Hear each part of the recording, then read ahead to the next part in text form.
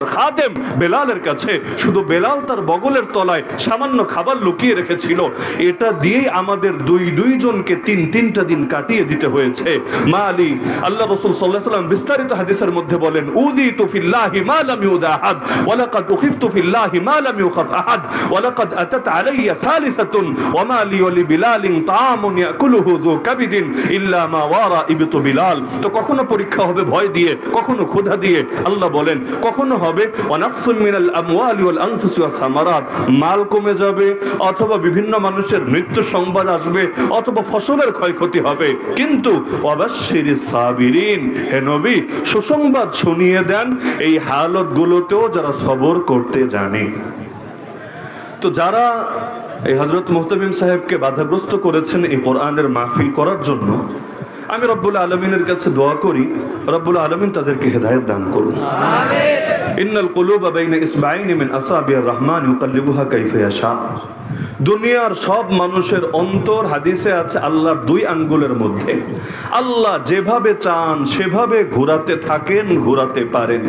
যেই ওমর বের হয়েছিল নবীর কল্লা কাটবে বলে, আল্লাহ সেই ওমরকে নবীর দোয়ার বরকতে এমন কবুল করলেন, নবী বলেন আমার পরে যদি কেউ নবী হতো সেই নবী হতো এই ওমর।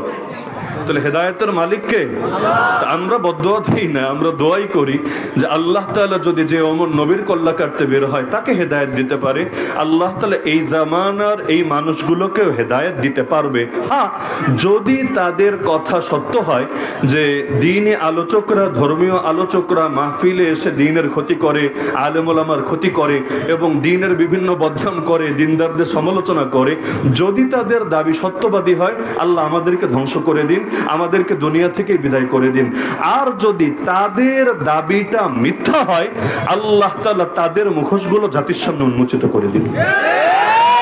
আমি সারা বছর যত মাহফিল করি, আমার ধারণায় আমার জন্মভূমি সিলেটের পরে সবচাইতে বেশি মাহফিল করি আমি ব্রাহ্মণবাড়িয়ায়।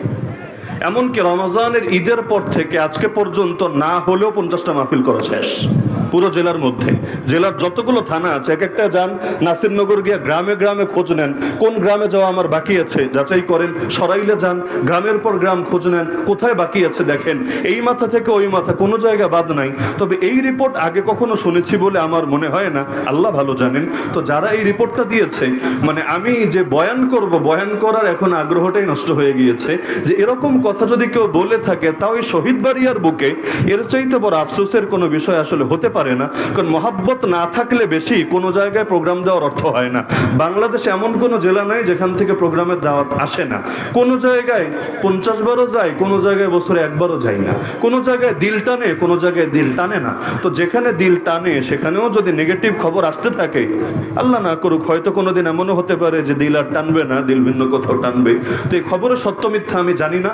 যদি সত্য হয় তাহলে আল্লাহ তাআলা, কথা সত্য হলে তাদেরকে জাযায়ে খায়ের দেখ, আমাদেরকে বরবাদ করুক। আর কথা মিথ্যা হলে আল্লাহ তাদের মুখোশগুলো জাতির সামনে উন্মোচিত করুক। তো লম্বা চওড়া আলোচনা করব না, করার মেজাজ আগেই নষ্ট হয়ে গিয়েছে। তো আমি যে আয়াতটা পাঠ করেছি এর আলোকে মৌলিক একটা বার্তা দিয়ে আলোচনার ইতি টানবো ইনশাআল্লাহ। আম্মা জান আয়েশা রাদিয়াল্লাহু তাআলা আনহা, নাম শুনেছেন সকলে? মুসলিম নারীদের মধ্যে সবার শীর্ষে যেই কয়েকজন মহিয়সী নারীর নাম লেখা যেতে পারে, তার মধ্যে অন্যতম যিনি, তিনি হলেন আম্মা জান আয়েশা রাদিয়াল্লাহু তাআলা আনহা। এমনকি আল্লাহর রাসূল সাল্লাল্লাহু আলাইহি ওয়াসাল্লামের অন্যান্য স্ত্রীদের চাইতেও আল্লাহ তাকে এত বেশি ইলম এবং জ্ঞান দান করেছিলেন যে বড় বড় সাহাবী পর্যন্ত, ওমরের মতো সাহাবীকে পর্যন্ত বিভিন্ন সময়ে মাসালা জানার জন্য, ফতোয়া জানার জন্য, বর্ণনা জানার জন্য আম্মা জান আয়েশা রাদিয়াল্লাহু আনহার কাছে প্রশ্ন পাঠাতে হতো। কারণ আল্লাহর রাসূলের পারিবারিক যে জ্ঞান, ঘরোয়া যে জ্ঞান, এই জ্ঞানগুলো সংরক্ষণ করার জন্যই আল্লাহ তাআলা তার নবীর ঘরে আম্মা আয়েশা রাদিয়াল্লাহু তাআলা আনহাকে পাঠিয়েছিলেন। তা আম্মা জান আয়েশা রাদিয়াল্লাহু আনহার একটা ঘটনা, এই ঘটনার আলোকেই যেই বার্তাটা আমি দিতে চাচ্ছি এটা স্পষ্ট হয়ে যাবে ইনশাআল্লাহ। এক যুদ্ধ শেষে ফেরার পথে আল্লাহ রাসূল সাল্লাল্লাহু আলাইহি ওয়াসাল্লাম অনেক যুদ্ধে নারীদেরকেও নিয়ে যেতেন, স্ত্রীদেরকে নিয়ে যেতেন, তাদেরকে নিরাপদে এক সেফ জোনে রাখতেন। যুদ্ধ করার জন্য না, বরং লম্বা সময় যাতে স্ত্রী ছাড়া থাকা না লাগে এজন্য। কারণ যে কোনো পুরুষ পরবর্তীতে কিয়ামত পর্যন্ত যারা আসবে, আল্লাহ রাসূল তাদের জন্য এই নমুনা রেখে যেতে চাচ্ছেন যে স্ত্রী ছাড়া লম্বা সময় থাকা এটা কারোর জন্যই ভালো কথা না। মনে করেন যারা প্রবাসে থাকে এবং লম্বা লম্বা সময় আসতে পারে না, 5 বছর পর দেশে আসা লাগে, 2 বছর পর দেশে আসা লাগে, তাদেরকে যে নিজের আখলাক ঠিক রাখার জন্য কি পরিমাণ কষ্ট করা লাগে, কি পরিমাণ সবর করা লাগে, ওই হালতে যে পড়েছে একমাত্র সে জানে। কেউ কেউ তো নফস শয়তানের ধোকায় পড়ে গুনাহ করেই ফেলে, আর যারা গুনাহ করে না তাদেরকেও হয়তো রোজা রেখে বা বিভিন্ন তরিকায় নিজেকে নিয়ন্ত্রণ করা লাগে।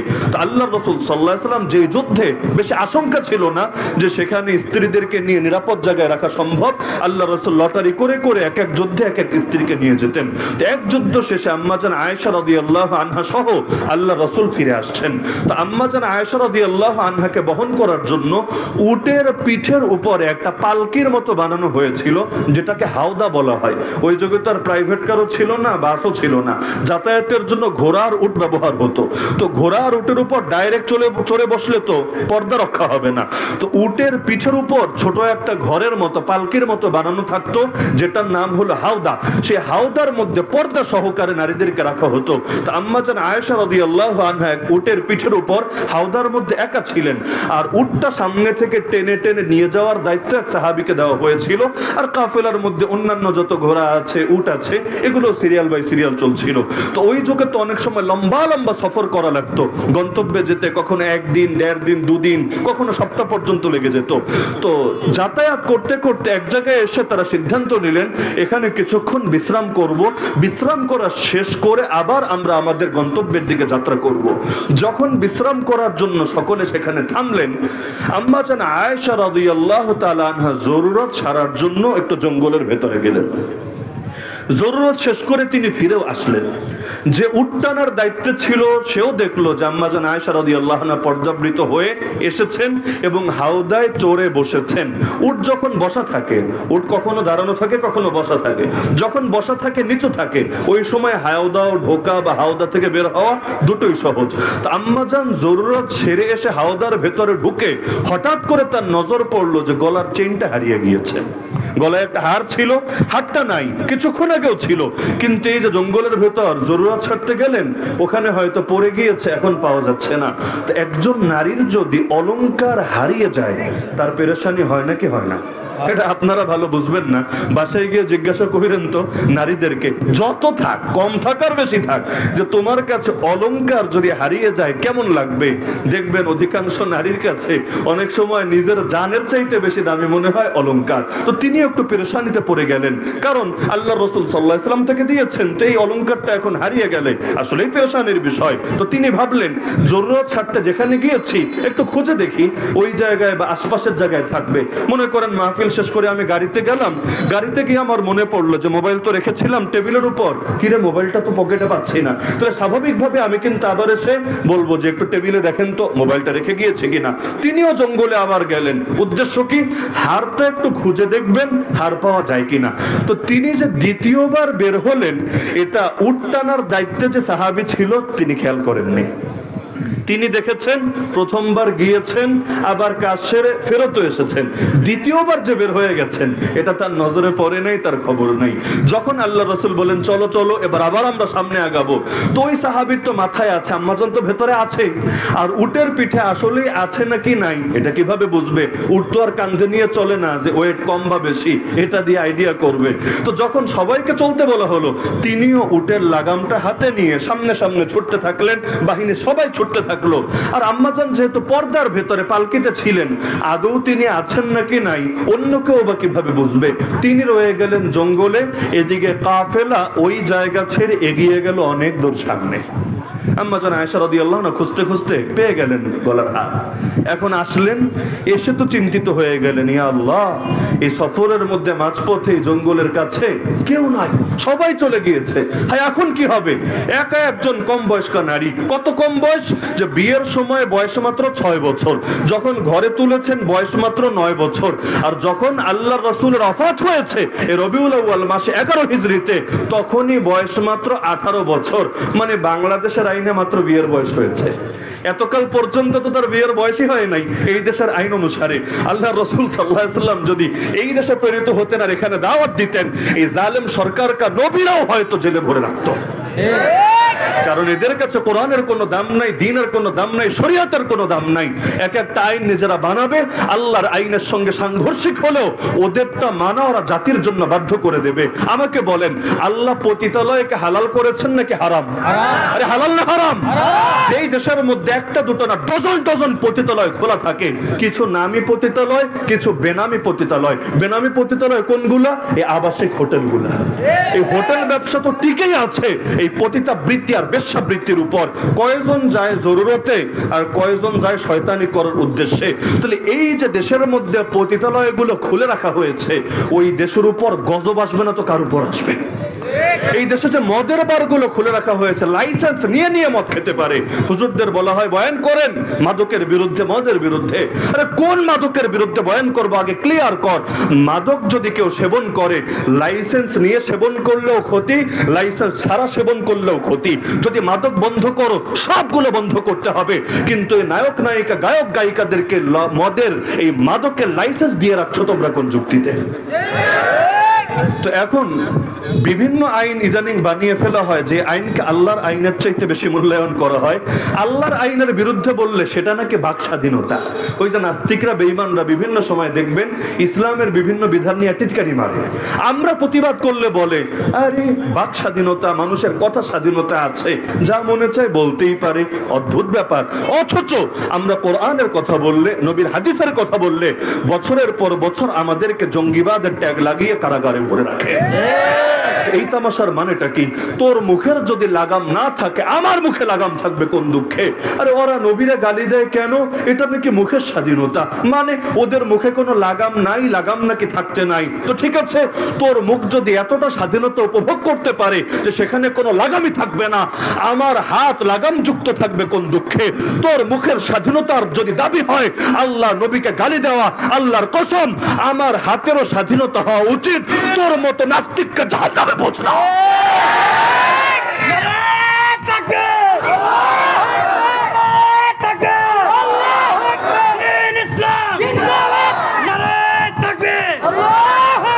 অধিকার পেলে সবাই পাবে, না পেলে কেউ পাবে না। তোমার মুখে যদি লাগাম না থাকাটাই স্বাধীনতার দাবি হয়, আমার হাতেও লাগাম থাকা উচিত না? আর যদি চাও আমাদের হাতে লাগাম থাক, তোমাদের না পিটাই আমরা, তাহলে মুখ দিয়া যাচ্ছে তাই বলতে যাও না, আল্লাহ এবং তার রাসূল নিয়ে বলবা। আর মুসলমান বসে বসে ললিপপ খাবে এটা ভেবো না, বরঞ্চ হাজারবার শুকরিয়া আদায় করো এই দেশের মুসলমানদের। আমি মাঝে মধ্যে চিন্তা করি, এই যে ভারতীয় বিভিন্ন মিডিয়া বাংলাদেশের মুসলমানদেরকে ব্যাপকভাবে গালিগালাজ করে, এই যে এখন সবচাইতে বেশি গালিগালাজ করছে, এই দেশটা নাকি আফগানিস্তান হয়ে গেছে, এই দেশ নাকি জঙ্গিবাদীদের দখলে চলে গেছে, নেত্রীজিকে বিদায় করা হয়েছে, মানে এখন সব জঙ্গিবাদীদের দখলে চলে গেছে। এমনকি এক একজন আলেম বের হলে ওদের মাথায় আগুন ধরে যাচ্ছে। এই যে এক মাওলানা সাহেব বের হলেন সপ্তাহ দুয়েক আগে, ওরা রিপোর্ট করেছে ছোটা লাদেন আ গায়া। মানে ওদের কাছে লাদেন এতদিন জেলে ছিল, বাংলাদেশের লাদেন এখন জেল থেকে বের হয়ে আসছে। আমি তো খালি চিন্তা করি, আরে পাগল, জঙ্গি বলে যে এত গালি দিচ্ছিস এই দেশের মুসলমানদেরকে, এই দেশের মুসলমান তো একজন দুজন না, 100 জন 200 জন না, 1 লাখ 2 লাখ না, 1 কোটি 2 কোটি না। আমরা যখন 313 জন ছিলাম তখনই তো বাতিল আমাদের সামনে দাঁড়াতে পারতো না। এখন তো আমরা 313 না, 3013 না, 3 লাখ 13 না, 3 কোটি 13 না, সংখ্যা তো এর চাইতেও বেশি। তো তোদের দাবি অনুসারে আসলেই যদি আমরা উগ্রবাদী হতাম, আসলেই যদি আমরা জঙ্গিবাদী হতাম, আসলেই যদি আমরা টেররিস্ট হতাম, আল্লাহর কসম তোরা তো ইঁদুরের গর্তেও পালানোর জায়গা খুঁজে পেতি না।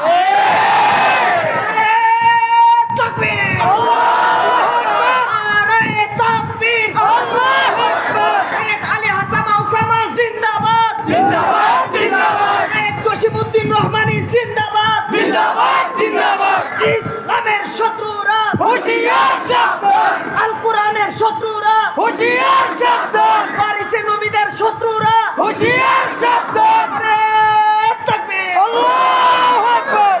বাতিল যত গালি দেখ না কেন, যত গালি খাবেন মাথার মধ্যে এটা গেঁথে রাখবেন, গালি খাওয়া নবীদের সুন্নত। কার সুন্নত? কার সুন্নত? এক নবী না, শুধু নবীদের বলেছি, মানে এটা আম্বিয়ায়ে কেরাম আলাইহিমুস সালাতু ওয়াস সালামের সুন্নত। আমারে কোন নবীর নাম বলবেন যে নবী তার সমাজের দ্বারা গালি খান নাই? এমন এমন নিকৃষ্ট গালিগালাজ তাদের করা হয়েছে যেটার সাথে তাদের দূরতম ন্যূনতম কোনো সম্পর্ক নাই। তো গালি কেউ যদি হকের জন্য খায়, আকাম কুকাম করে না, আবার কেউ যদি হকের জন্য, হকের পথে থাকার জন্য গালি খায়, তাহলে সেই গালি খাওয়া নবীদের সুন্নত। এজন্য আল্লাহ তার প্রিয় বান্দাদের 6 গুণের এক গুণ বলেছেন কোরআনে, ওয়ালা ইয়াখাফুনা লাউমাতা লাইম, তারা কোনো নিন্দুকের নিন্দাকে ভয় করে না।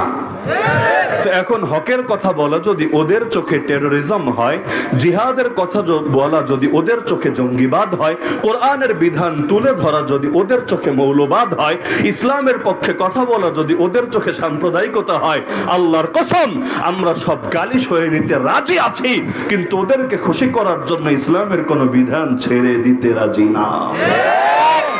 তো বলছিলাম আম্মা জান আয়েশা রাদিয়াল্লাহু তাআলা আনহা হার তো খুঁজে পেলেন, কিন্তু এসে দেখেন কাফেলা তো অনেক দূর চলে গেছে। এখন কি হবে? বয়স তো কম, কিশোরী এক মেয়ে, এখানে কি করবেন তিনি? তো হঠাৎ তার মাথায় চিন্তা আসলো যে আল্লাহ নবী সাল্লাল্লাহু আলাইহি ওয়াসাল্লামের একটা নিয়মিত রুটিন ছিল। তিনি যখন কোনো বাহিনী নিয়ে যাত্রা করতেন আর পথিমধ্যে বিশ্রাম করতেন, বিশ্রাম শেষে আবার যখন কাফেলা নিয়ে সামনে আগাতেন, পেছনে 2-1 জনকে তিনি রেখে দিতেন, যারা অনেক পেছন থেকে ধীরে ধীরে ফলো করে করে আসবে। কেন? যে মাঝ রাস্তায় কিছু থেকে গেল কিনা, কিছু পড়ে গেল কিনা, কারো কিছু হারিয়ে গেল কিনা। হয় না অনেক সময় 10 জন এক জায়গায় আমরা গিয়েছিলাম, একজনের মানিব্যাগ পড়ে গেছে, একজনের ঘড়িটা রেখে দিয়েছে, একজনের এটা হয়েছে ওটা হয়েছে। তো আল্লাহ রাসূল এই কাজটা করতেন, সবাই একসঙ্গে না গিয়ে 1-2 জনকে পেছনে রেখে দিতেন, যারা ধীরে ধীরে চেক দিতে দিতে আসতো যে কোনো কিছু মিসিং হয়ে গেল কিনা। তো তার মাথায় এটা আসলো যে আল্লাহ রাসূল তো এবারও এটা করতে পারেন, যদি করেন তাহলে কেউ না কেউ তো আসবে, আর এসে যদি দেখে একজন নারী এখানে বসে আছে, দেখে বুঝবে এই নারী হলো কাফেলার নারী, আর কাফেলায় অন্যান্য সাহাবীরা তো আর নারী নিয়ে আসেন নাই, তার মানে আল্লাহ রাসূল সাল্লাল্লাহু আলাইহি ওয়াসাল্লামের পবিত্র স্ত্রী, মুমিনদের মা। তো যদি তারা নিশ্চিত হতে পারেন তাহলে অবশ্যই তারা নিরাপত্তা দেবেন এবং কাফেলার কাছে পৌঁছে দেবেন। তো ধারণা যেমন করলেন বাস্তবেও তেমন হলো। একজন সাহাবী আসলেন, এসে তিনি যখন দেখলেন, তিনি দেখে বুঝে ফেললেন যে আম্মা জান আয়েশা রাদিয়াল্লাহু আনহা হবেন। তিনি ঘোড়ার পিঠে সওয়ার ছিলেন, ঘোড়া থেকে নামলেন, নেমে আম্মা জানকে বললেন আপনি ঘোড়ায় ওঠেন। আম্মা জান আয়েশা রাদিয়াল্লাহু তাআলা আনহা তিনি ঘোড়ায় উঠে বসলেন। এবার সেই সাহাবী সামনে থেকে ঘোড়ার লাগাম ধরে ধরে হেঁটে হেঁটে হেঁটে এই ঘোড়াকে মূল কাফেলার কাছে নিয়ে গেলেন। পুরো প্রক্রিয়াটা একটা স্বাভাবিক প্রক্রিয়া ছিল, কিন্তু কারো মনের ভেতর যদি শয়তানি থাকে, ও দুনিয়ার সবকিছুর মধ্যেই দোষ খুঁজতে থাকে। বাংলায় বলে যারে দেখতে পারি না তার চলন বাঁকা। এই দেশে দেখবেন সাধারণত যারা দল করে, যেই দল হোক, নিজের দলের আকাম কুকামেরও পক্ষে থাকে, বিরোধিতা করে, যেটার দলান্ধতা বলে, আসাবিয়াত। আল্লাহ রাসূল বলেন কেউ যদি আসাবিয়াতের জন্য লড়াই করে সে জাহেলিয়াতের মধ্যে আছে, আসাবিয়াতের উপর মরে সে জাহেলি মরণ মরে। এমনকি আসাবিয়াতের দিকে কেউ ডাকে দাওয়াত দেয়, সে জাহেলিয়াতের দিকে মানুষকে দাওয়াত দেয়। আসাবিয়াত মানেই হলো দলান্ধতা, যে আমার দলের লোক ভুল করলেও আমি আছি, আর অন্য দলের লোক ভালো করলেও আমি নাই। এমন হয় নাকি হয় না? হয় নাকি হয় না? আনতুইনা কওমাকা আলা যুলম। আল্লাহ রাসূল সংজ্ঞা দিয়েছেন দলান্ধতার, যে নিজের দলের, নিজের স্বজনদের, নিজের সম্প্রদায়কে জুলুমের ব্যাপারেও সহযোগিতা করার নামই হলো এই দলান্ধতা। যেমন আপনি দেখতে পাচ্ছেন জনগণ আন্দোলন করছে, যৌক্তিক আন্দোলন, নৈতিক আন্দোলন, বৈধ আন্দোলন, কিন্তু আপনাকে দালালি করতে হবে দলের। দালালি করতে গিয়ে আপনি এই নিরপরাধ মানুষ যাদের পক্ষে দাঁড়ানো আপনার জন্য ফরজ ছিল, পক্ষে না দাঁড়িয়ে গুলি করলেন তাদের বুকে, রামদা দিয়ে কোপালেন তাদেরকে, বিভিন্নভাবে তাদেরকে কষ্ট দিলেন, বাধাগ্রস্ত করলেন, ধরে ধরে জেলে ভরলেন। আপনি তো ভাবলেন আরে দুনিয়ায় মানুষের কথা শুনতে বাধ্য, না হলে দলের পদ থাকবে না, না হলে চাকরি থাকবে না, না হলে এই হবে না সেই হবে না। কিন্তু আপনি জানেন না, আপনি নিজের অজান্তেই দলান্ধতায় পতিত হয়েছেন, জাহেলিয়াতে আক্রান্ত হয়ে গিয়েছেন, যে অবস্থায় আপনি মরলেও ডাইরেক্ট জাহান্নামে গিয়ে পৌঁছবেন। তো মুনাফিকরা তারা সর্বদা অপেক্ষায় থাকতো কিভাবে আল্লাহর রাসূল সাল্লাল্লাহু আলাইহি ওয়াসাল্লামের দোষ বের করা যায়, কিভাবে তাকে সমাজের মধ্যে পচানো যায়, গালিগালাজ করা যায়, নিন্দিত করা যায়। তো এখন তারা এটাকে সুযোগ হিসাবে কাজে লাগালো। কারণ নারী কেলেঙ্কারি যদি কারো সঙ্গে লেগে যায়, সমাজে তার দাওয়াতের দাম থাকে না, মানুষ ধীরে ধীরে তার উপর আস্থা হারিয়ে ফেলে। তারা এবার এই সংবাদ প্রচার করে দিল, ছি ছি ছি, মূলত এই মেয়ের সাথে এই ছেলের আগে রিলেশন ছিল এবং এই কাফেলা যখন এসেছে ইচ্ছাকৃতভাবে পেছনে পড়ে থেকে তার সঙ্গে শারীরিক সম্পর্ক করেছে, জিনায় লিপ্ত হয়েছে। নাউযুবিল্লাহি মিন যালিক। এই যে দাবি করেছে, দাবির পক্ষে কোনো প্রমাণ নাই। প্রমাণ দিবে কিভাবে? দেওয়ারও কোনো সুযোগ নাই। কিন্তু কথা যদি একবার কোনোটা রটে যায়, তাহলে কিছু মানুষ কিন্তু সেটার সঙ্গে এমনি তাল মিলায়। গুজব সমাজে যেগুলো ছড়ায়, দেখবেন প্রতিটা গুজবের পক্ষেই কিছু বিশ্বাসকারী, কিছু ঈমান স্থাপনকারী কিন্তু দাঁড়িয়ে যায়। বিশেষ করে মিডিয়ার যুগে সবচাইতে বড় সমস্যা এটা। মিডিয়া সবার হাতে হাতে, গুজবও ছড়িয়ে যায় মিনিটে মিনিটে। গুজব ছড়াতে দেরি, পাবলিকের বিশ্বাস করতে দেরি না। তো এখন আম্মাজানের ব্যাপারে কথা যখন উঠালো, উঠিয়েছে কারা? মুনাফিকরা। মূল চক্রান্ত করেছে কে? মুনাফিকদের সর্দার, যার নাম আব্দুল্লাহ বিন উবাই ইবনে সালুল। মাঝে মধ্যে আমি হাসি আর এই যে এখন মিডিয়াগুলো আমাদের বড় বড় হুজুরদের পেছনে লাইন লাগিয়ে রাখে, কখন বের হবে। ধরেন প্রধান উপদেষ্টার সঙ্গে সাক্ষাৎ করতে গেলে কখন বের হবে, একটু তার সামনে মাইক বাড়িয়ে একটা ফুটেজ নেওয়া যাবে, একটা সাক্ষাৎকার নেওয়া যাবে, এর জন্য 50টা 100টা মিডিয়া হুমড়ি খেয়ে পড়ে।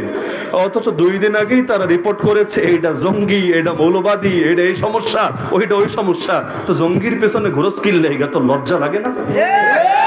তার মানে হইল এগুলোর কোনো আদর্শই নাই, পুরোটাই টিকে থাকে ভণ্ডামির উপর। আমার নিজের ক্ষেত্রেও তেমন হয়েছে। 2021 সালে যেই সংবাদ মাধ্যমগুলো, নাম নাই বলি, যেই সংবাদ মাধ্যমগুলো আমাদেরকে জঙ্গি বলে উল্লেখ করেছে, এখন দেখে মাঝে মধ্যে তারাও আমাদের নামে রিপোর্ট করে যে আলী হাসান ওসামাকে আদালত থেকে, মামলা থেকে নিষ্কৃতি দেওয়া হয়েছে, আলী হাসান ওসামা অমুক জায়গায় এই কথা বলেছে। দেখি আর হাসি, 2 দিন আগে ছিলাম জঙ্গি, 2 দিন পর হয়ে গেলাম আমরাই তাদের কাছে সংবাদের ঘোড়া। এই যে আফগানিস্তানে 15 আগস্ট যে বিজয় অর্জন করলো আফগানিস্তানের তালেবান সরকার, আমরা জেলে থাকতে, বাইরে আসলে ওইভাবে আমার পত্রপত্রিকা পড়ার খুব বেশি সুযোগ হয় না, তো জেলে থাকতে তো অফুরন্ত সময় আছে। মোটামুটি সবগুলো পত্রিকায় যেগুলো আসতো, জেলে 4টা পত্রিকা এলাও, একটা ইংলিশ, 3টা বাংলা। ইংলিশ হলো ডেইলি স্টার, বাংলা হলো জঘন্য কণ্ঠ একটা আছে না, জনকণ্ঠ, আর সমকাল আর যুগান্তর, এইগুলো চলে জেলের মধ্যে। তো পত্রিকা যখন যেত একদম খুঁটিয়ে খুঁটিয়ে পড়ার চেষ্টা করতাম কি লেখে। তো দেখতাম 15 আগস্টের আগেই তালেবান নাম লিখলেই তারা লেখে তালেবান জঙ্গি। কি লেখে? আর আশরাফ গানি ছিল ওই যে তালেবান আসার আগে আফগানিস্তানের প্রেসিডেন্ট আশরাফ গানি। তো এই আশরাফ গানির নাম লিখতে হলো আফগান সরকার। তাহলে আশরাফ গানি সে হলো আফগান সরকার, আর তালেবানরা হলো জঙ্গি।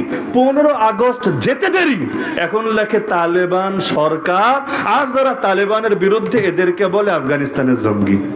তাহলে হলো কি, 2 দিন আগে যারা বললো জঙ্গি, 2 দিন পর তারা সরকার কেন বলছো? জঙ্গি তো সর্বাবস্থায় জঙ্গি, ক্ষমতায় আসলেও জঙ্গি, ক্ষমতায় না আসলেও জঙ্গি। তার মানে ঠেলার নাম বাবাজি। এই বাংলাদেশে এমন মিডিয়া আছে গত 15.5টা বছর যেই ইসলামপন্থী বিভিন্ন রাজনৈতিক দলের নেতাদের নামও মুখে আনতো না, রিপোর্ট করা, সাক্ষাৎকার নেওয়া দূরের কথা, নামও মুখে আনতো না। এখন ইউটিউবে ঢোকেন, টেলিভিশন চ্যানেলে তাকান, সংবাদ পত্রিকায় দেখেন, দেখবেন তাদের ছাড়া ওদের যেন চলেই না। সকাল নাই, দুপুর নাই, বিকাল নাই, রাত নাই, কই ঘুরতে গেল, কই খেতে গেল, কই হাঁটলো, কই কি বললো না বললো, ব্যাস এগুলোই। তার মানে ওদের কাছে ধান্দাটাই হলো মূল। তো মুনাফিকরা ওত পেতে থাকে কিভাবে ইসলামের বদনাম করা যায়, সুযোগ একটা পেল, কাজে লাগিয়ে দিল। সব মুনাফিকরা এক সুরে সুর মিলালো। কিছু মুসলমান, মুনাফিক না, মুসলমান সাহাবী, তারাও ওদের কথা শুনে তারাও একটু সন্দেহে পড়ে গেলেন। কারণ যা কিছু রটে তার কিছু না কিছু তো ঘটে, এমন একটা বিশ্বাস কিন্তু অনেকের ভেতরে আছে যে যা কিছু রটে তার কিছু না কিছু তো ঘটে। তো কথা যেহেতু উঠেছে আম্মাজানের চরিত্র নিয়ে, তাহলে মনে হয় কিছু একটা তো ব্যাপার স্যাপার আছে। নাউযুবিল্লাহ। তো বিভিন্ন সাহাবী, হাসান বিন সাবিত রাদিয়াল্লাহু আনহু, মিস্তার রাদিয়াল্লাহু আনহু, এরকম বিভিন্ন সাহাবীও তাদের সঙ্গে এই জাতীয় কথাবার্তা বলে বসলেন। যদিও তাদের ঈমানে কোনো সমস্যা নাই, কোরআনের বিশ্বাসে, নবীর প্রতি আস্থায়ও তাদের কোনো ধরনের কোনো ত্রুটি নাই, কিন্তু একটা কথা যখন অনেকে মিলে বলতে শুরু করে, কিছু হুজুগে পাবলিক না বুঝে এটার সঙ্গে তাল মিলাতে থাকে, তাদের দ্বারা এই কাজটা হয়ে গেল।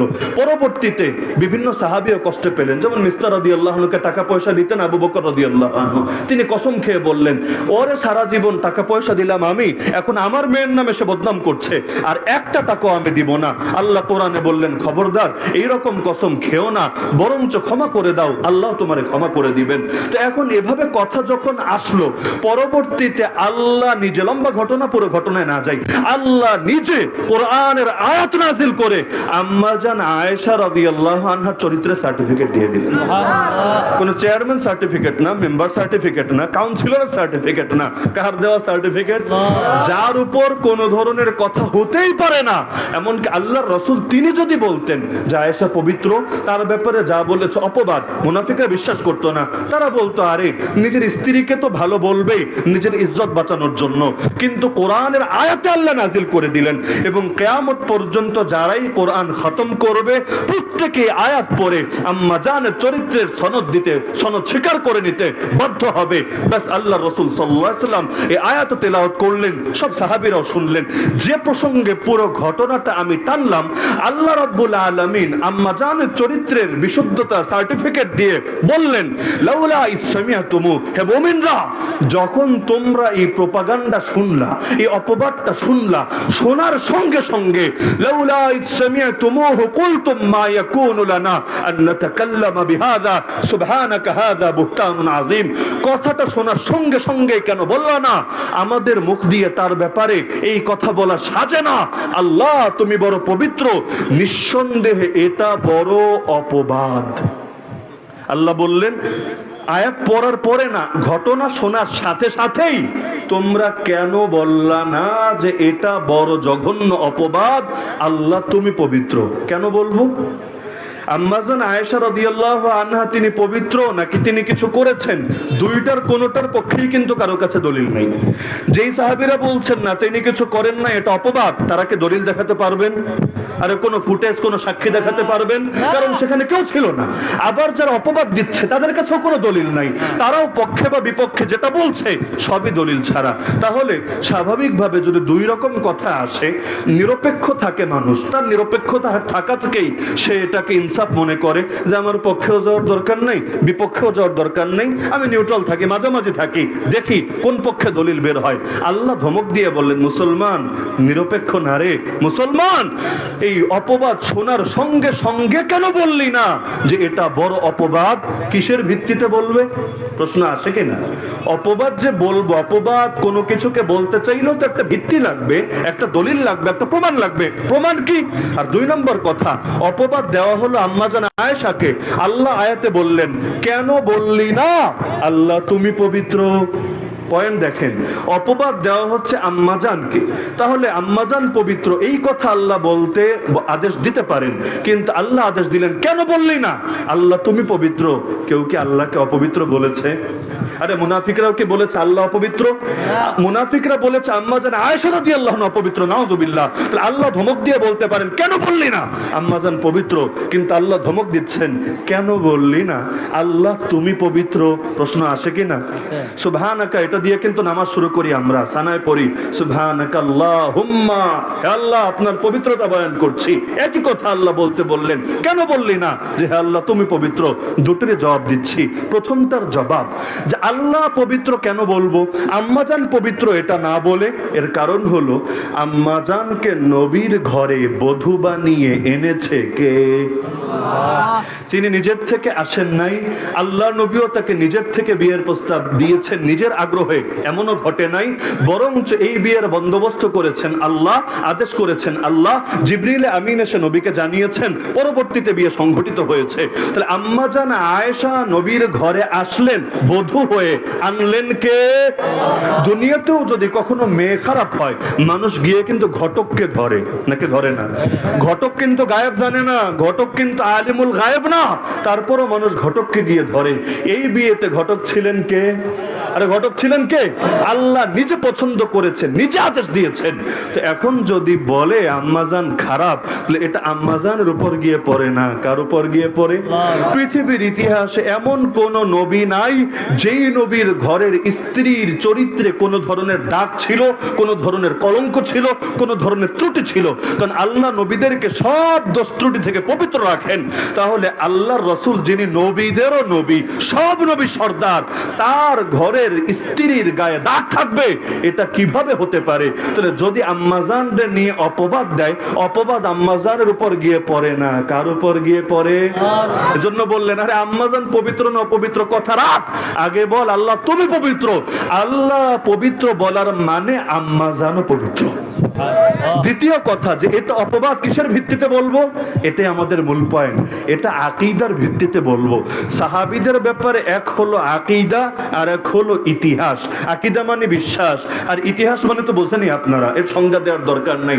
ইতিহাসে পেলেন অমুক সাহাবী এই খারাপ করেছেন, ওই খারাপ করেছেন, ওই খারাপ করেছেন, অথচ আকীদার মধ্যে আপনি জেনেছেন যে আল্লাহ তাদের সবার উপর সন্তুষ্ট হয়ে গিয়েছেন।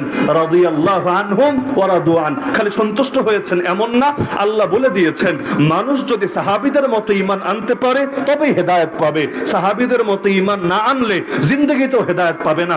ঈমান তো কাদিয়ানীরাও এনেছে, হেদায়েত পাবে না, কারণ এই ঈমান সাহাবীদের ঈমানের সাথে মেলে না। ঈমান তো হিজবুত তাওহীদও এনেছে, কিন্তু হেদায়েত পাবে না, কারণ তাদের ঈমান সাহাবীদের ঈমানের সাথে মেলে না। ঈমান তো শিয়ারও এনেছে, ওই ঈমান দিয়ে মুক্তি পাবে না, কারণ তাদের ঈমান সাহাবীদের ঈমানের সাথে মিলে না। সূরা বাকারায় আল্লাহ জানিয়ে দিচ্ছেন, ফাইন আমানু বিমিসলি মা আমানতুম বিহি ফাকাদ ইহতাদাও, ঈমান আনতে হবে সাহাবীদের ঈমানের মতো, তবেই হেদায়েত পাওয়া যাবে। তাহলে যাদেরকে আল্লাহ ঈমানের কষ্টি পাথর, ঈমানের মানদণ্ড বানিয়ে দিলেন, যাদের উপর আল্লাহ নিজে খুশি এই ঘোষণা দিলেন, শুধু তাই না, আল্লাহ যাদেরকে জান্নাতি বলে জানিয়ে দিলেন। কিভাবে? ওয়াকুল্লাহু ওয়া'আদাল্লাহুল হুসনা, আল্লাহ তাদের সবার সঙ্গে ওয়াদা করেছেন সর্বোত্তম পরিণামের। আর সর্বোত্তম পরিণামের নাম জাহান্নাম না, সর্বোত্তম পরিণামের নাম কি? আরে পরিণামের নাম কি? জান্নাত। তা আল্লাহ ওয়াদা দিয়েছেন তাদেরকে জান্নাতের। তো যাদের উপর আল্লাহ খুশি, তাদের উপর তুমি খুশি না হওয়ার কে? তাহলে ইতিহাসের বর্ণনায় আপনি পাচ্ছেন তিনি দোষ করেছেন, আর আকীদার মধ্যে আপনি জানছেন যে আল্লাহ তাআলা তাদেরকে মাহফুজ, সুরক্ষিত রেখেছেন, আল্লাহ তাদের অতীতের সব পাপকেও মাফ করে দিয়েছেন, আল্লাহ তাদের উপর খুশি হয়ে গিয়েছেন, আল্লাহ তাদেরকে ঈমানের কষ্টি পাথর ঘোষণা করেছেন, আল্লাহ তাদের জন্য জান্নাতের ওয়াদা দিয়েছেন। তাহলে আকীদা নেবেন না ইতিহাস নেবেন? আরে বলেন না, আকীদা নেবেন না ইতিহাস নেবেন? আকীদা নেবেন না ইতিহাস নেবেন? আমার নবীর ব্যাপারে নাস্তিকরা আজও বিভিন্ন ইতিহাস আনে, নবী নাকি এই দোষ করেছেন, ওই দোষ করেছেন, নাউযুবিল্লাহ। এই যে রবিউল আউয়াল মাস এসেছে না, আমরা একদিকে নবীর পক্ষে আলোচনা করব, নাস্তিকরা আরেকদিকে নবীর বিপক্ষে আলোচনা করবে। ওরা বিভিন্ন ইতিহাসের দলিল দেখিয়ে দেখিয়ে বলবে দেখ দেখ দেখ কি দোষ, কি দোষ, কি দোষ, কি দোষ। ওরা যদি দোষ এভাবে বয়ান করে, আমরা কি একটা একটা দোষের জবাব দেব? না রে ভাই, সবকিছুর জবাব দেওয়া হয় না। জবাব দেওয়া হয় ওই জিনিসের যেটা ন্যূনতম সত্য হওয়ার সম্ভাবনা আছে। কিন্তু যেই জিনিস সত্য হওয়ার কোনো সম্ভাবনাই নাই, কেউ আপনারে গালি দিল একটা খারাপ ভাষা বলে, কোনো একটা জানোয়ারের বাচ্চা বলে, আপনি কি এখন জবাব দিবেন তুই যে আমারে বললি বান্দরের বাচ্চা, তুই যে আমারে বললি খিনজিরের বাচ্চা? কই রে, দেখ আমার লেঞ্জা নাই, আমার গায়ে বান্দরের মতো পশম নাই, আমি তো গাছে গাছে লাফাই না, দেখ আমি তো মানুষের ঘরেই জন্ম হয়েছি। এভাবে যুক্তি দিয়ে দিয়ে বুঝাবেন যে আপনি বান্দরের পুত না, আপনি মানুষের পুত? আর এভাবে যুক্তি দিয়ে বুঝাবেন নাকি? যুক্তি দিয়ে বুঝাবেন না, বরং আপনি লাঠি দিয়ে বুঝাবেন, রড দিয়ে বুঝাবেন, জুতা দিয়ে বুঝাবেন, হাত দিয়ে বুঝাবেন। আর ব্রাহ্মণবাড়িয়ার মানুষ হলে টেডা দিয়েও বুঝিয়ে দিতে পারে। তো তোর যুক্তি তর্ক পরে সবকিছুর পক্ষে যুক্তি চলে না রে। বরং সেই যে আজকাল যারা দাবি করে ওরা নাকি বান্দরের নাতিপুতি, এগুলো বিজ্ঞানের নামে দাবি করে না, ডারউইনিজম, ডারউইনের মতবাদ, মানুষ নাকি বান্দর থেকে বিবর্তিত হয়ে হয়ে এসেছে। ভালো কথা, তোরা নিজেদেরকে বান্দরের পুত না শিয়ালের পুত দাবি করতে পারিস, আমাদের আপত্তি নাই, যা মনে চায় কর গিয়ে, নিজেরা বান্দরের পুত বল, এটারে বিজ্ঞান ফিলোসফি যেই নামে মনে চায় ওই নামে চালা, আমাদের সমস্যা নাই। কিন্তু আমাদেরকে যদি বান্দরের পুত সাব্যস্ত করতে আসিস, তাহলে তোদের কিন্তু আর রক্ষা নাই। তাহলে সবকিছু দলিল প্রমাণ দিয়ে চলে না। নবীর নামে কেউ যদি দোষচর্চা করে, মুসলমানের করণীয় সেটা দলিল দিয়ে খণ্ডন করা না। মুসলমানের করণীয় হলো তাকে মৃত্যুদণ্ডে দণ্ডিত করা। গুস্তাখে রাসূল কি এক হি সাজা, সরতন সে জুদা, সরতন সে জুদা, মান সাব্বা নবিয়ান ফাকতুলু। উম্মাহ সকলে একমত এ ব্যাপারে, যারাই নবীদেরকে গালিগালাজ করবে, তাদের কোনো কটূক্তি বা বদনাম করবে, তাদেরকে এই পৃথিবী থেকে মৃত্যুদণ্ড দিয়ে বিদায় করে দিতে হবে।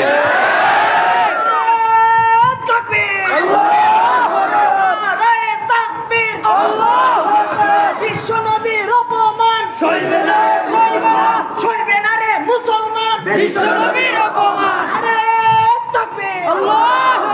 তো রবিউল আউয়াল মাস আসলে একদল যেমন নবীর নামে দোষ চর্চার চেষ্টা করে, মুহররম মাস আসলে আরো বিভিন্ন মাস আসলে একদল নবীর বিভিন্ন সাহাবীর নামেও বদনাম করার চেষ্টা করে। এগুলোর ব্যাপারে আমাদের করণীয় কি, এটাই আমার শেষ কথা। ইযা রাআইতুমুল্লাযীনা ইয়াসুব্বুনা আসহাবী ফাকুলু লানাতুল্লাহি আলা শাররিকুম, যখন দেখবা কেউ আমার সাহাবীদেরকে গালিগালাজ করছে, তখন তাদের সাথে মহব্বতের কথা না রে, তোদের দুজনের